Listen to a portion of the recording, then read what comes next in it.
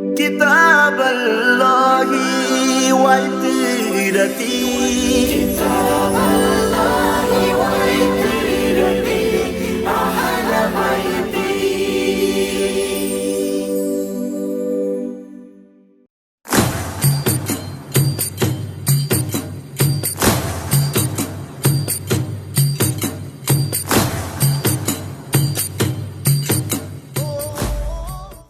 اعوذ باللہ من الشیطان الرجیم. بسم اللہ الرحمن الرحیم. الحمد للہ رب العالمین بارئ الخلائق اجمعین فاطر السماوات والارضین باعث الانبیاء والمرسلین ثم الصلاة والسلام علی سیدنا و مولانا ابی القاسم محمد وعلی اہل بیتہ الذین اذھب اللہ عنہم الرجس وطہرہم تطہیرا ولعنۃ الدائمۃ علی اعدائہم اجمعین من یومنا ھذا الی قیام یوم الدین. اما بعد فقد قال رسول اللہ صلی اللہ علیہ وآلہ ان الحسین مصباح الہدی و سفینۃ النجات. سرکار ختم مرتبت کا فرمان کہ حسین ہدایت کا چراغ اور نجات کا سفینہ ہے.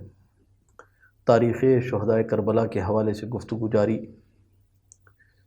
اور آج کی گفتگو کا تعلق شہدائے بنی ہاشم سے ہے کہ جب انصار اور اصحاب اپنی جانیں سرکار سید الشہداء پر نچھاور کر چکے، تو اس کے بعد بنی ہاشم کے جوانوں نے اپنی جانیں سرکار سید الشہداء پر نچھاور کرنا شروع کی.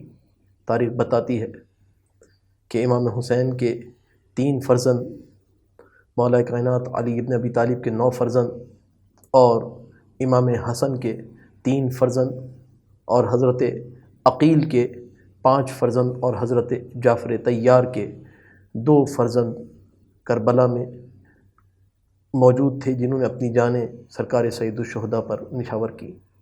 اگر بنی ہاشم کے شہداء کا ذکر کیا جائے تو مورخین لکھتے ہیں کہ وہ فرد کہ جس نے سب سے پہلے اپنی جان سرکار سید الشہداء پر نچھاور کی، وہ حسین کے سب سے بڑے بیٹے علی اکبر ہیں، کہ جن کا نام علی ابن الحسین اور اکبر کے نام سے یاد کیا جاتا ہے، علی اکبر. ماں کا نام لیلا ہے، اور شعبان کی 11 تاریخ کو ولادت ہوئی ہے. اور کیا مقام ہے علی اکبر کا، کیا مرتبہ ہے کہ رفتار میں، کردار میں، گفتار میں، خلق میں، خو میں اور خلق میں ہم شکل پیمبر ہیں، شبیہ رسول خدا ہیں.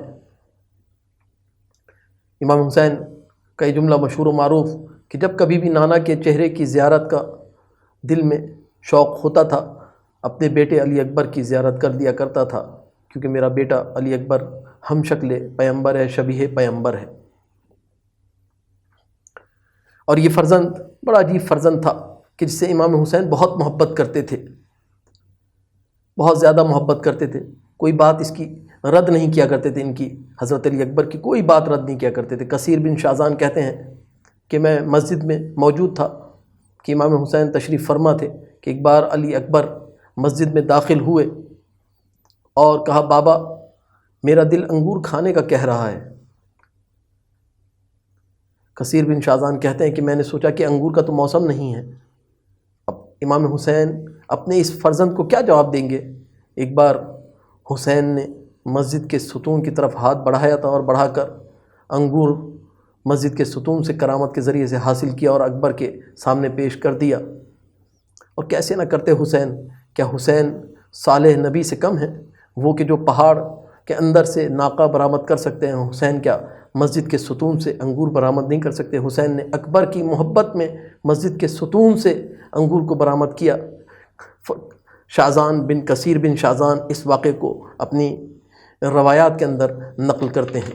یہ ہے اکبر کا وہ مقام کہ رسول کی شباہت اتنی زیادہ اکبر سے، اتنی زیادہ کہ معاویہ ایک بار اپنے دربار میں بیٹھا ہوا ہے اور بیٹھے بیٹھے ایک بار سوال کیا کہ بتاؤ لوگوں کہ کون سب سے زیادہ حقدار ہے خلافت کا، کون سب سے زیادہ حقدار ہے رسول کے بعد خلافت کا؟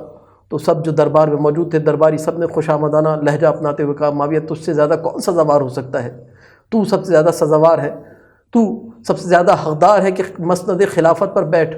معاویہ نے کہا نہ، تم سب غلط کہہ رہے ہو، رسول کی خلافت کا حقدار ہم شکل رسول ہے۔ کہا کون؟ کہا حسین کا سب سے بڑا بیٹا علی ابن الحسین، علی اکبر، کیونکہ سب سے زیادہ شباہت اس پوری کائنات میں اگر کسی سے رسول کی ہے تو رفتار میں، کردار میں، گفتار میں علی اکبر جیسا کوئی نہیں ہے کہ جو رسول سے زیادہ نزدیک ہو۔ علی اکبر کی صورت بھی، سیرت بھی، کردار بھی، رفتار بھی، گفتار بھی شبیہ رسول تھے، رسول کی مانند تھا۔ اس لیے جب مقتل کے لیے علی اکبر کو روانہ کیا تو امام حسین نے یہی تو کہا تھا کہ پروردگار تو گواہ رہنا کہ میں اس جوان کو بھیج رہا ہوں کہ جو خلق میں تیرے حبیب کے ہم شکل تھا۔ اور پھر تاریخ بتاتی ہے کہ منزل قصر بن مقاتل پر ایک بار سرکار سید الشہداء گھوڑے پر بیٹھے بیٹھے زین پر سر رکھا اور امام خواب کے عالم میں چلے گئے، حالت خواب میں چلے گئے، حالت خواب سے چونک کر اٹھے۔ اکبر ساتھ ساتھ ایک بار کہا بابا کیا ہوا؟ کہا اکبر میں نے خواب دیکھا ہے۔ کہا بابا کیا خواب دیکھا؟ کہا میرے لال میں نے خواب دیکھا کہ کوئی کہہ رہا ہے کہ یہ کاروان آگے آگے جا رہا ہے، موت اس کے پیچھے پیچھے آ رہی ہے۔ اکبر نے ایک بار کہا تھا بابا یہ بتائیے کہ ہم حق پر نہیں ہیں؟ کہا ہاں میرے لال ہم حق پر ہیں۔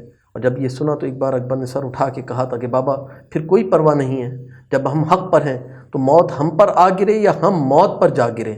یہ وہ جذبہ ہے علی اکبر کا، حق کے عنوان سے، حق کو بلند کرنے، کلمہ حق کو بلند کرنے کے عنوان سے، کہ جو علی اکبر نے اپنے بابا کے سامنے پیش کیا۔ اور تاریخ بتاتی ہے کہ اکبر کربلا میں پہنچے ہیں، حسین کے قلب کی ڈھارس ہیں علی اکبر، لیکن جب تمام انصار، تمام اصحاب شہید ہو گئے تو ایسے میں حسین نے اکبر کو بلایا، تقدم ولدی، اے میرے لال اب وقت آ گیا، بنی ہاشم کی شہادتوں کا سب سے پہلے تم جاؤ۔ اکبر جانا چاہتے ہیں کہ ایک بار حسین نے اکبر سے کہا بیٹا اکبر خیموں میں سیدانیوں سے رخصت ہو لو۔ مقتل لکھتا ہے کہ ایک بار اکبر خیمے میں گئے تھے اور جانے کے بعد چاہتے تھے کہ خیمے سے باہر نکلیں، لیکن راوی کہتا ہے کہ میں دیکھتا تھا کہ خیمے کا پردہ بار بار اٹھتا تھا اور بار بار گر جاتا تھا، ایسا لگتا تھا کوئی اکبر کا راستہ روک لیتا ہے۔ اکبر نکلنا چاہتے ہیں لیکن اکبر نکل نہیں پاتے۔ کئی بار ایسا ہوا، ایک بار جب اکبر باہر نکلے تو ایسا محسوس ہوا جیسے بھرے گھر سے جوان کا جنازہ نکل گیا ہو۔ اکبر آئے اور باپ سے بھی ودا ہوئے، باپ سے ودا ہونے کے بعد گھوڑے پر بیٹھے اور مقتل کی جانب چلے ہیں۔ اکبر چلے، تھوڑی دور گئے تھے کہ ایک بار بعض مورخین نے لکھا کہ آہٹ محسوس کی کہ کوئی پیچھے پیچھے چلا آ رہا ہے۔ جب مڑ کر دیکھا تو بوڑھا باپ چلا آ رہا تھا۔ ایک بار گھوڑے سے اتر گئے، کہا بابا آپ نے تو ہمیں رخصت کر دیا تھا۔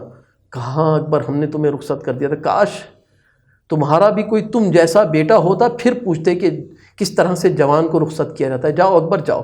اکبر چلے، مقتل میں پہنچے اور ایک بار جہاد کرنا شروع کیا۔ تلوار چلاتے جاتے تھے، دادا علی کی شجاعت کی یادیں تازہ کر رہے تھے۔ دیکھنے والے بار بار کہتے تھے ایسا لگتا ہے کہ علی ابن ابی طالب پلٹ کر آ گئے اور جہاد کر رہے ہیں۔ دادا کی یادیں تازہ کر رہے تھے، جہاد کرتے چلے جاتے تھے۔ ایک بار گھوڑے کا رخ واپس موڑا اور سرکار سید الشہداء کی خدمت میں آ کے کہا کہ بابا پیاس کی شدت مارے دے رہی ہے، کیا کوئی پانی کی سبیل ہو سکتی ہے؟ امام حسین نے بعض روایات کی بنا پر اپنی انگشتر اور بعض روایات کی بنا پر اپنی زبان کو علی اکبر کے منہ میں دیا، کہا بیٹا جاؤ اب نانا حوض کوثر پر تمہیں سیراب کریں گے۔ ایک بار اکبر چلے، مقتل کی جانب چلے اور چلنے کے بعد پھر حملہ کیا۔ اب جو حملہ کیا تو ایسے میں ایک لعین نے اکبر پر وار کیا۔ تاریخ بتاتی ہے کہ اکبر جب میدان میں پہنچے ہیں، ایک لعین نے اکبر پر تلوار کا وار کیا اور اس انداز سے تلوار کا وار کیا کہ اکبر اب زین پر سنبھل نہیں پائے۔ بعض مورخین نے لکھا، شیخ مفید نے اپنی کتاب میں لکھا کہ ہر شہید جب زین سے زمین پر آتا تھا تو فوراً سرکار سید الشہداء کو بلاتا تھا، لیکن اکبر نے سید الشہداء کو نہیں بلایا، زین سے زمین کا سفر طے کیا۔ اب ہر طرف فوج اشقیہ ہے، ہاتھوں میں تلواریں ہیں اور تلواروں کے وار کرتے چلے جا رہے ہیں۔ ہر ایک اپنی تلوار کو اکبر کے جسم تک پہنچاتا ہے تلوار کا وار اکبر کے جسم پر کرتا ہے، مقتل نے بڑا عجیب جملہ لکھا، فَقَطَعُوهُ عِرْبًا عِرْبًا، اکبر کو ٹکڑے ٹکڑے کر دیا، اکبر کے جسم سے اتنا خون بہہ گیا کہ اب اکبر کے لیے حرکت کرنا ممکن نہیں رہا۔ اس انداز سے اکبر کو شہید کرنے کی کوشش کی گئی کہ اکبر کے جسم کے ٹکڑے ٹکڑے کر دیے گئے۔ تاریخ بتاتی ہے کہ ایک بار اکبر نے اپنی تمام سانسوں کو جمع کیا، اپنی تمام قوتوں کو جمع کر کے اپنے بابا کو بس آخری سلام کیا کہ بابا اپنے جوان سال علی اکبر کا آخری سلام قبول کیجئے۔ اور حسین اس صدا کو سننے کے بعد دیوانہ وار مقتل کی جانب بڑھے تھے اور اکبر کے سرہانے پہنچ کر دو جملے کہے تھے، اے بیٹا تیرے بعد اس دنیا پر خاک ہو، اور پھر لعینوں کو بد دعا دی تھی کہ پروردگارہ تو ان کی نسل کو بھی قتل کر کے جس طرح سے انہوں نے میرے اکبر کو شہید کر دیا۔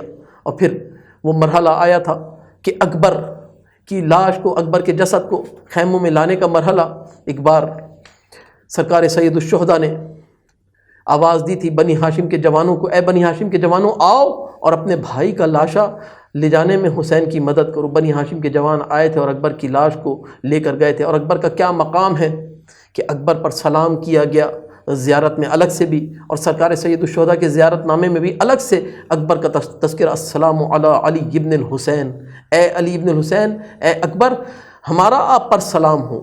یہ اکبر کا مقام ہے کہ زیارت ناموں میں الگ سے اکبر کو زیارت کی حیثیت دی گئی، سلام کی حیثیت دی گئی۔ اور پھر اکبر کے ساتھ اگر اصغر کا تذکرہ نہ کیا جائے تو یہ جہاد کربلا مکمل نہیں ہوگا۔ حسین کے جوان سال اکبر نے کمال جہاد کیا، کمال دفاع امام ادا کیا۔ بس فرق یہ ہے اصغر اور اکبر میں کہ اکبر جب گئے تھے کربلا کے میدان میں تو رجس پڑھتے ہوئے گئے تھے، لیکن اصغر اتنے کم سن ہیں کہ رجس نہیں پڑھ سکتے۔ تاریخ بتاتی ہے کہ جب امام نے کربلا کے میدان میں استغاثہ کی صدا بلند کی ہے تو اصغر اپنے جھولے میں چین نہیں پاتے۔ امام حسین آئے اور آنے کے بعد اپنے اس چھوٹے سے فرزند کو اپنی آغوش میں لے کر مقتل کی جانب گئے ہیں، اور جب جانب گئے ہیں تو ماں رباب نے ایک بار بڑی حسرت بھری نگاہ ڈالی تھی اصغر کے چہرے پر کہ میرا لال تو بہت چھوٹا ہے، ابھی کس طرح سے یہ مقتل کی طرف جا رہا ہے۔ بہرحال حسین اصغر کو لے کر مقتل کی جانب گئے تھے، اور حرملہ کا تیر چلا تھا اور اصغر کے گلے کو چھیدتا ہوا باہر نکلا تھا، اور ایک بار حسین نے اصغر کے خون کو اپنے چہرے پر مل لیا تھا۔ تاریخ بتاتی ہے کہ ہر شہید جب گیا ہے تو رجس پڑھتا ہوا گیا ہے، دشمن کو للکارا ہے، لیکن اصغر کی زبان اس قابل نہ تھی کہ ابھی کچھ رجس پڑھ سکتے۔ اصغر کا رجس گریا تھا، اور ایسا گریا کیا کہ اکبر کے رجس نے وہ کام نہیں کیا، عباس کے رجس نے وہ کام نہیں کیا، عباس کے للکار نے وہ کام نہیں کیا جو اصغر کے گریے نے کام کیا۔ اصغر کے گریے کی وجہ سے فوج اشقیہ چیخیں مار مار کے رونے لگ گئی۔ ایک بار حرملہ کا تیر چلا اور اصغر شہید ہو گئے۔ حسین کے ہاتھوں پر اصغر کا جنازہ، اور حسین کا اصغر کا جنازہ لے کر خیموں کی جانب آئے، اور آ کر تاریخ لکھتی ہے کہ حسین نے پشت خیمہ اصغر کو سپرد خاک کیا، لیکن یہ خاک سپرد خاک تو کر دیا لیکن سپرد خاک رہا نہیں۔ جب شام غریباں ہو گئی، نیزہ بردار سوار آگے بڑھے، اور بڑھنے کے بعد اصغر کے جنازے کو زمین سے نکالا، اور نکال کر وہ جنازہ کہ جس کو حسین نے خاک کربلا کے نیچے چھپا دیا تھا اس کو نوک نیزہ پر بلند کر دیا۔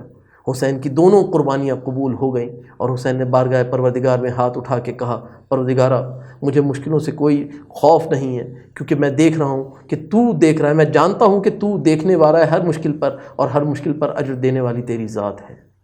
والحمد للہ رب العالمین۔